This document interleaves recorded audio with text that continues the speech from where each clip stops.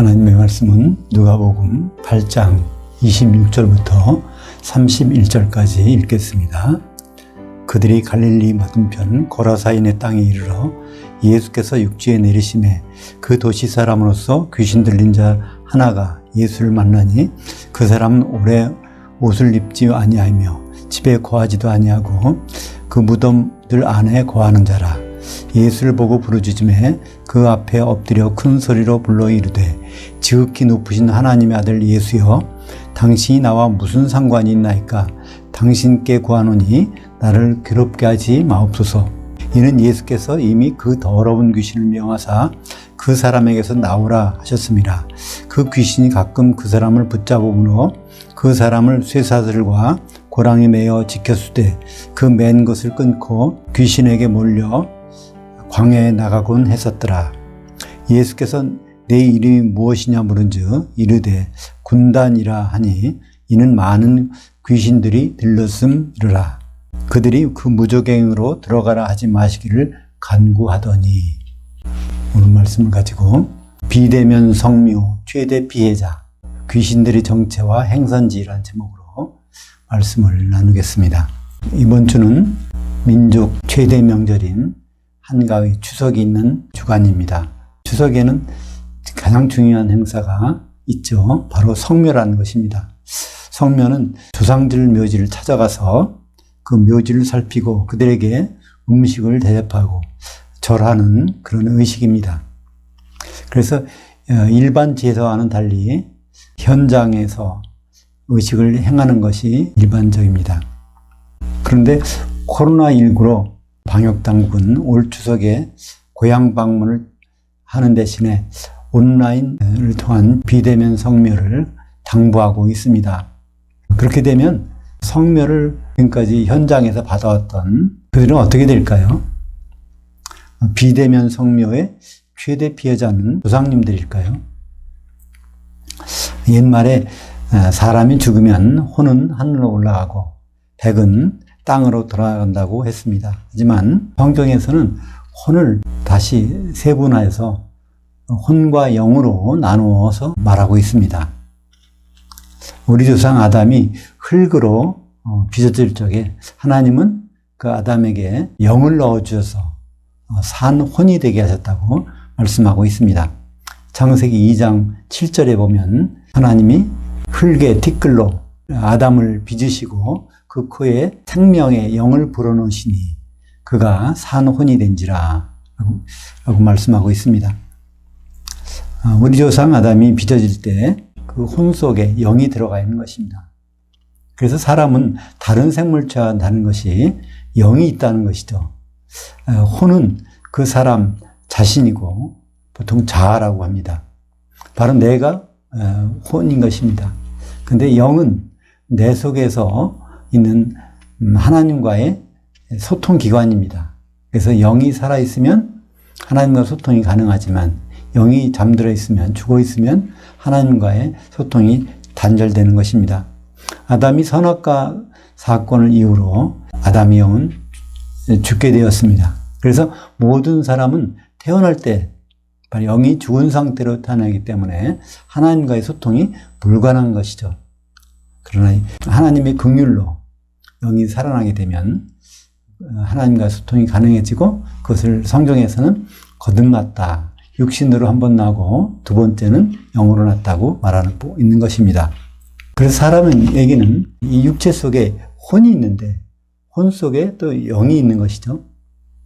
근데 이 혼에 자기 영만 있어야 되는데 다른 영적인 존재가 들어와서 들락날락 하게 됩니다.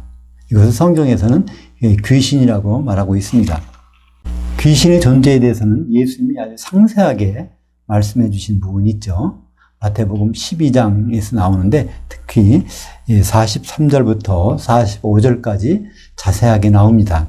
더러운 귀신이 사람에게서 나갔을 때 물 없는 곳으로 다니며 쉬기를 구하되 쉴 곳을 얻지 못하고 이르되 내가 나온 내 집으로 돌아가리라 하고 와보니 그 집이 비고 청소되고 수리되었거늘 이에 가서 저보다 더 악한 귀신들 7을 데리고 들어가서 거하니 그 사람이 나중 형편이 전보다 더욱 심하게 되느니라.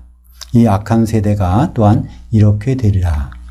이 사건이 있기 전에 예수님은 귀신 들려서 말 못하고 듣지 못하는 사람을 고쳐주셨습니다. 그랬더니 바리새인들이 저가 귀신의 왕 바알세불을 힘입어서 그 귀신을 쫓아냈다고 말하고 있는데, 예수님이 그 말씀을 듣고 하신 말씀이 있습니다. 내가 만약에 성령을 힘입어 귀신을 쫓아내는 것이면 하나님 나라가 이미 너희에게 임하여 있느니라. 그 바리새인들에게도 하나님 나라가 있다는 것을 말씀하신 것이죠. 어떻게 그 병이 나았는지 모르지만, 근데 그 상황을 봐서 알 수 있죠. 예수님이 귀신을 쫓아낸 것입니다.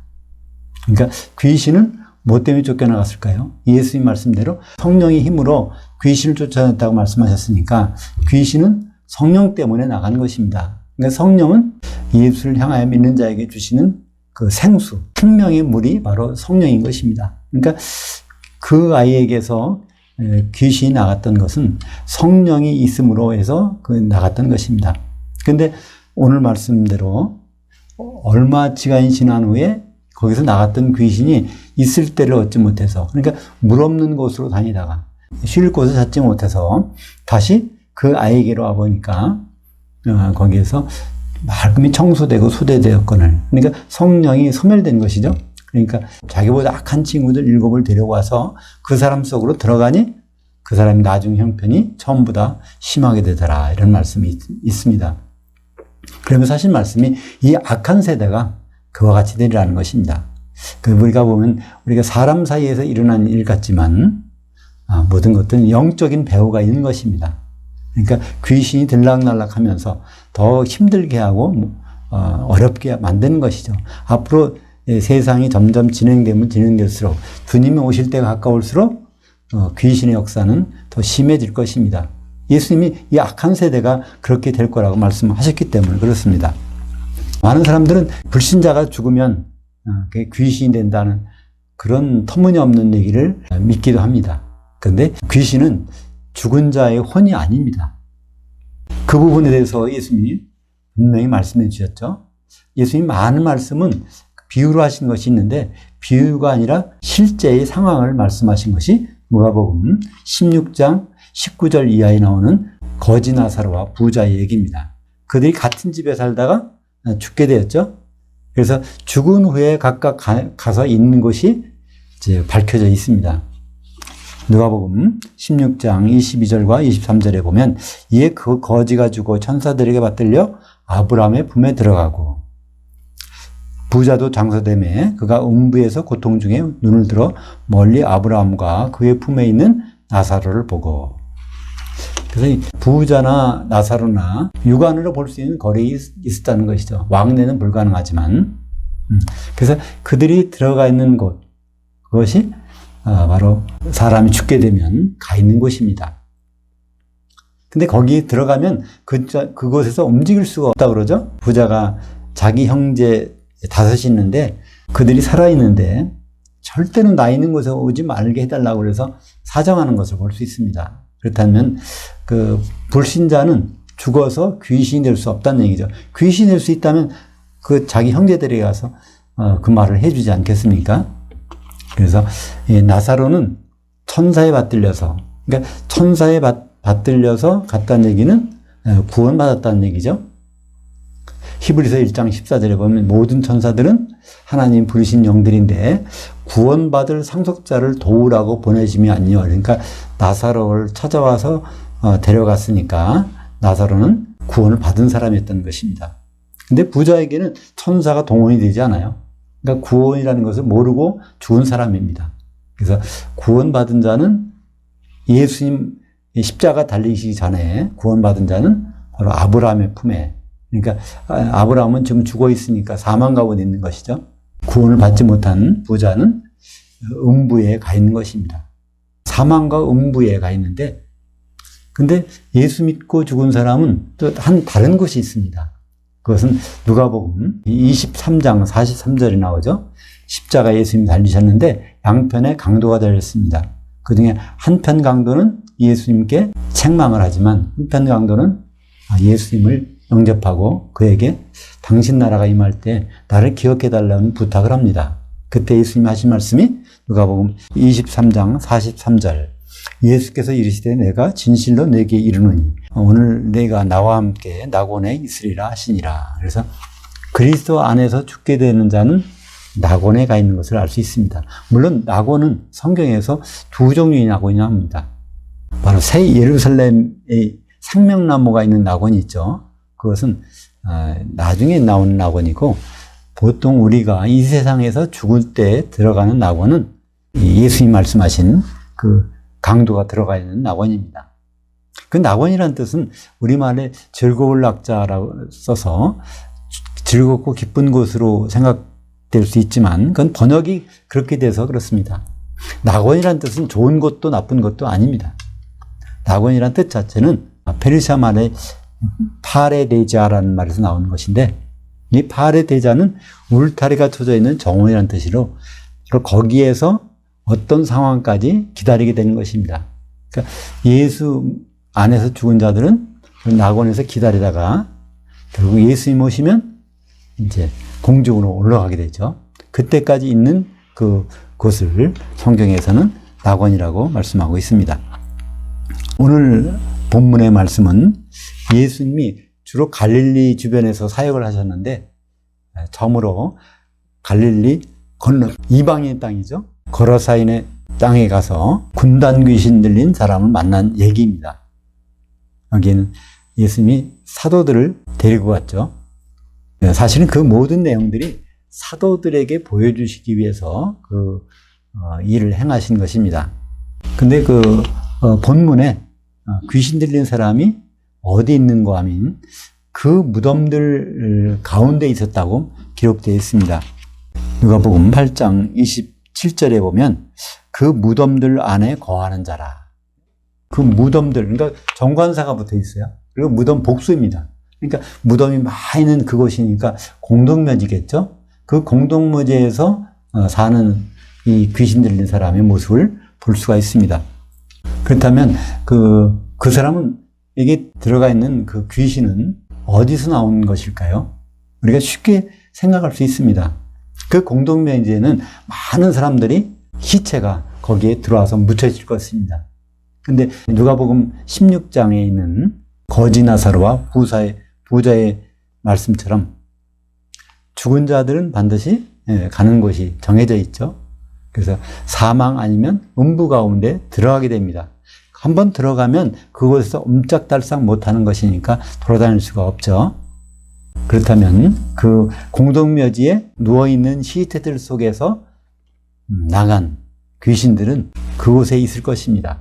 왜냐하면 그 시체 속에 있던 그 혼은 사망이나 음부 가운데 있을 테니까 거기에서 나온 귀신들. 그 귀신들은요, 항상 살아있는 생명체 속에 들어가고 싶어 합니다.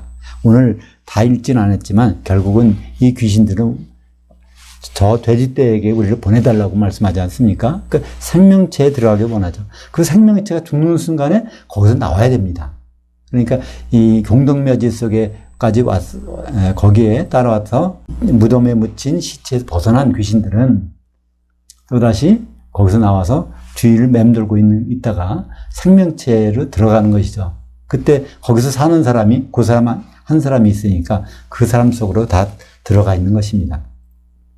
그게 얼마나 많았던지 예수님이 그 귀신의 이름을 물어봅니다. 그랬더니 내 이름은 군단입니다. 우리말 번역에는 군대라고 그러는데 일반적인 군대가 아니라 군단. 로마 군대에서 가장 큰 규모의 군대입니다. 그러니까 그 당시에 1군단, 한 개 군단은 6,000명의 보병이 있었다고 그래요. 나머지 다른 군사들까지 하면 훨씬 많겠지만 적어도 6,000마리의 귀신들이 그 속에 들어가 있는 것입니다. 그러니까 그 사람이 얼마만큼 그 위력을 발휘했는지, 고랑과 쇠사슬로 묶어놨는데도 그걸 뚝뚝 끊고 거기서 나와 돌아다닌다는 것입니다. 그러니까 그것이 이상한 일이 아니죠. 귀신 6,000이 들어간 사람에게서 나오는 행동이니까. 그러므로 우리 조상들의 혼은 낙원이나 음부에 있습니다. 그러니까 예수 그리스도 오신 후에 조상들은 바로 낙원 아니면 음부에 지금 가 있는 것이죠. 거기서 나올 리가 없습니다. 나올 수도 없고요. 그러면 누가 지금까지 드린 성묘에 참여해서 절을 받고 음식을 먹고 하는 그런 일을 했을까요? 우리는 당연히 그 존재를 알 수 있습니다. 그 묘지에서 배회하고 있는 귀신들, 조상의 몸속에서 나와서 배회하고 있는 귀신들이 그 후손들의 오기를 기다렸다가 그 제사를, 성묘를 받는 것이었죠. 우리나라는 3번의 성묘가 있습니다. 음력설날, 그리고 한식날, 그리고 추석. 물론 이제 추석 때가 가장 큰 성묘이지만요. 그러니까 이 잔칫날을 기다리고 있는 것은 바로 조상님들이 아니라 조상님이 살았을 때 그 속에 들어가서 나쁜 짓 하고 괴롭히고 하던 그 귀신들인 것입니다. 그들이 나와서 조상님 행세를 하면서 조상에게 바친 것을 가로챈다고 할 때 그 사실을 알고 있다면 예수를 믿든 안 믿든 제사를 드릴 생각을 없애버릴 것입니다. 그러니까 왜 제사를 지금 그런 악한 귀신들한테 드렸을까 하고 그런 생각을 하게 될 것입니다. 고린도전서 10장 20절에 무릇 이방인 제사하는 것은 귀신들에게 하는 것이요 하나님께 하는 것이 아니니 나는 너에게 귀신들과 교제하는 자 되기를 원하지 아니하노라. 죽은 사람들한테 뭘 제사를 드린다는 것은 죽은 사람이 있는 곳이 묘지와는 상관없는 곳에 있기 때문에 그것은 귀신이 그 자리에 있다가 받는 것이라고 되어 있습니다. 그 지체에서 나와서 자유로이 행동할 수 있는 그에게 있는 것이죠. 우리는 귀신들의 행적을 유의해서 살펴볼 필요가 있습니다. 사람은 한번 죽으면 이미 낙원이나 음부에 가서 꼼짝달싹 않고 거기서 있게 되는데 언제까지 있을까요? 바로 천년왕국 후 사람이 죽으면 첫째는 예수 믿는 사람은 예수님 오실 때 다 부활해서 공중으로 올라가죠. 거기서 혼인잔치냐 불섞인 바다냐 갈라지게 됩니다. 근데 예수 믿지 않은 사람들은 음부에서 있다가 천년왕국 지나서 부활해서 심판을 받게 됩니다. 그것이 요한계시록 20장 13절에 나오죠. 그 바다가 죽은 자들을 내주고 그 사망과 음부도 죽은 자들을 내주매 그들이 각각 그 심판대에 서서 심판을 받고 죽은 자가 나오는 곳이 3곳이죠. 그 바다, 사망, 음부. 그 사망에서는 아브라함이 나올 것이고 음부에서는 그 부자가 나올 것이고 근데 그 바다라는 곳이 있습니다. 그 바다는 바로 무엇일까요? 바로 지옥입니다. 예수 믿던 사람들이 공중에 올라가서 거기서 기름이 준비되지 않았을 때 그들이 불 섞인 유리바다로 떨어지게 됩니다. 요한계시록 18장 21절에는 말씀대로. 근데 그 바다에서 있다가 1000년이 지나면 거기서 살아나서 심판을 받는데 그 바다, 불 섞인 유리바다, 그 지옥이 바로 그 바다인 것입니다. 그러므로 귀신들은 행선지가 특이합니다. 사람과 다릅니다. 귀신들이 가는 곳은 음부도 아니고 사망도 아니고 낙원도 아닙니다. 그들이 가는 곳은 어딜까요? 그건 귀신이 더 잘 알고 있어요. 오늘 말씀은 31절에 그들이 그 무저갱으로 들어갈라 하지 마시기를 간구하더니 그러니까 귀신들은 그 무저갱 자기들이 알고 있으니까 정관사가 붙었지 않습니까? 그 무저갱에 아직은 때가 안 됐는데 왜 보내시려고 하십니까? 그 무저갱에. 그래서 귀신들은 시체에서 나오면 바로 어디로 가는 것이 아니라 활동을 하다가 다른 사람의 몸에 들어가든지 무덤에 있든지 하면서 활동하다가 시간이 되면 그 무저갱에 들어가는 것입니다.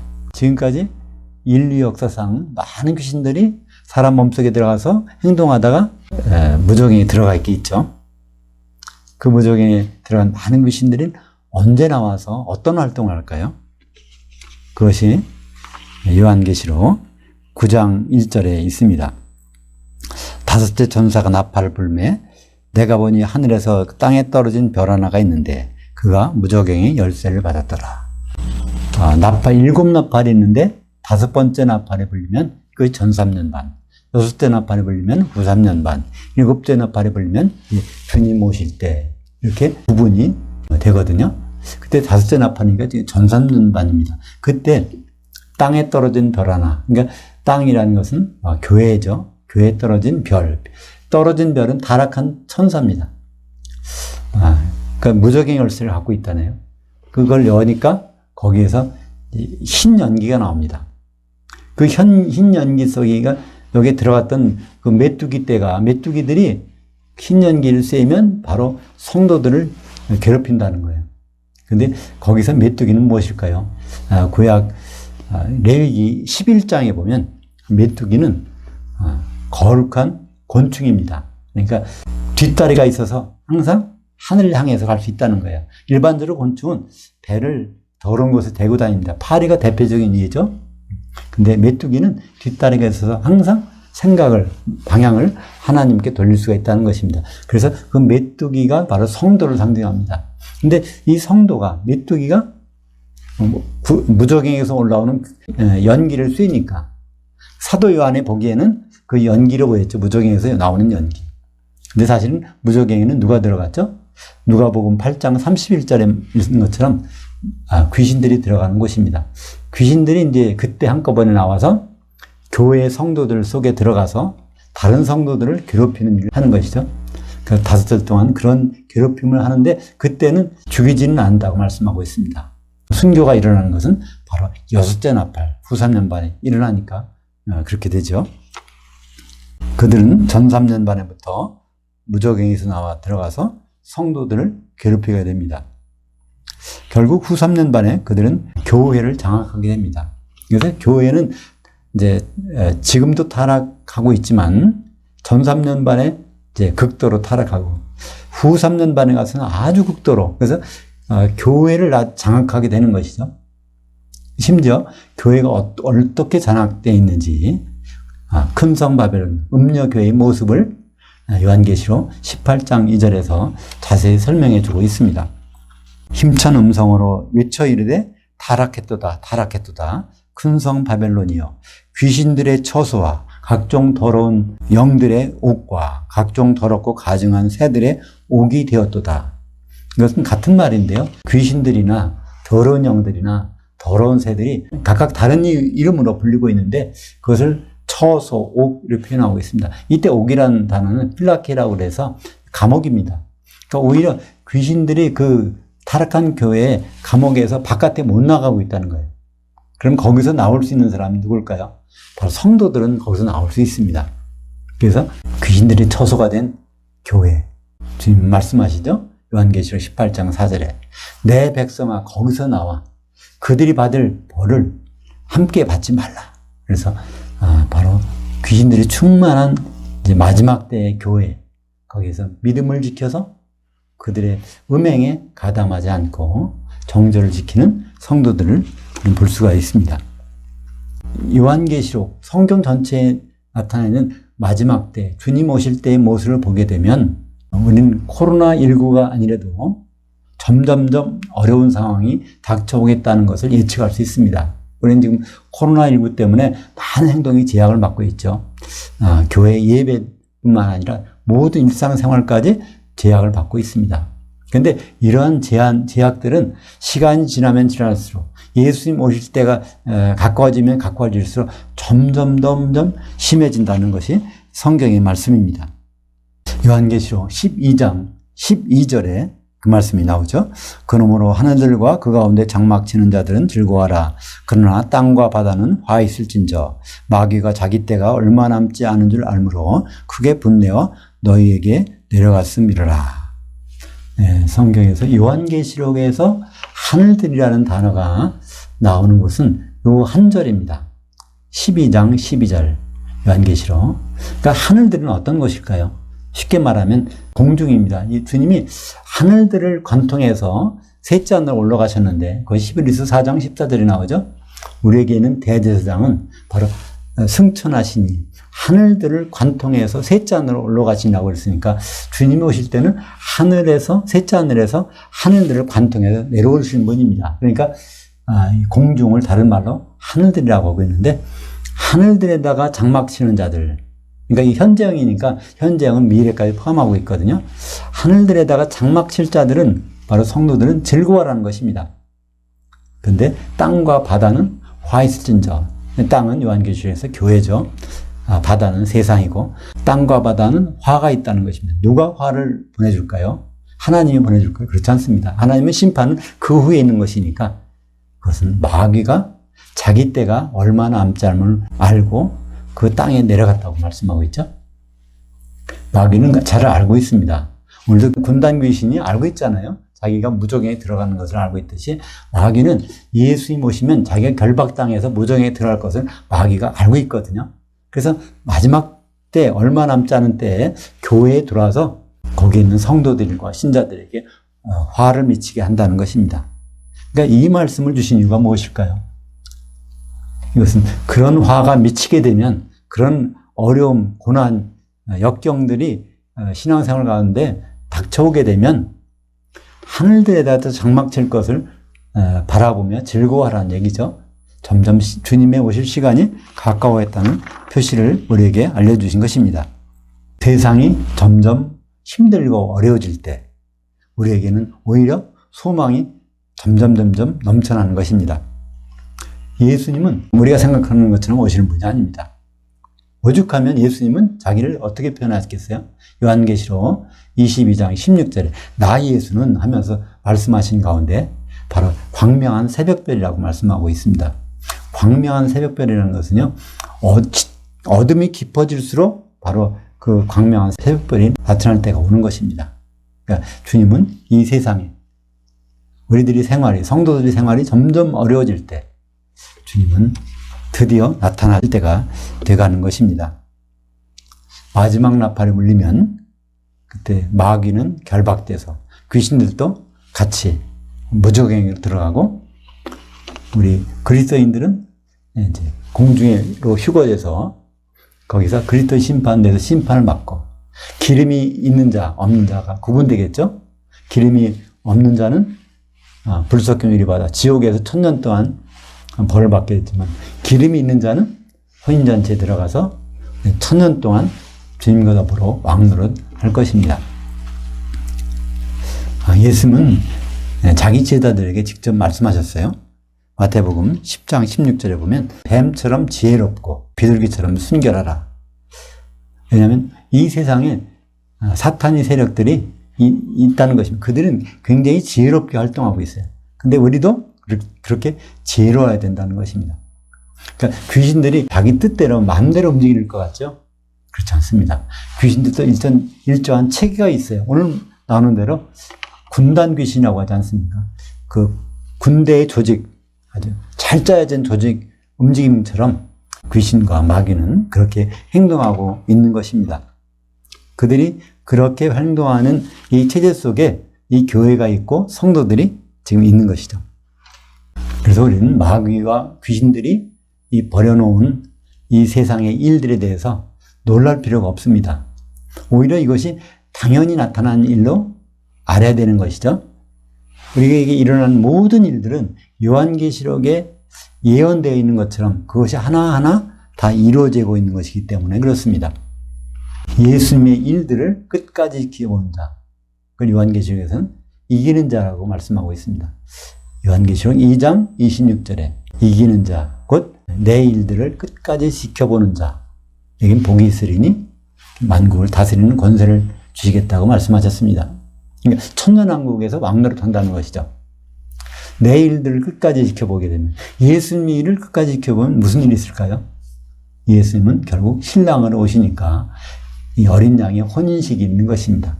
어린 양의 혼인식을 주목하고 주의하고 지켜보게 되면 기름을 준비하지 않을 성도는 없을 것입니다. 왜냐하면 예수님의 안에는 기름을 준비한 성도들이 한몸 돼서 이루어지는 것이 요한계시록 19장 7절 8절에 나오기 때문입니다.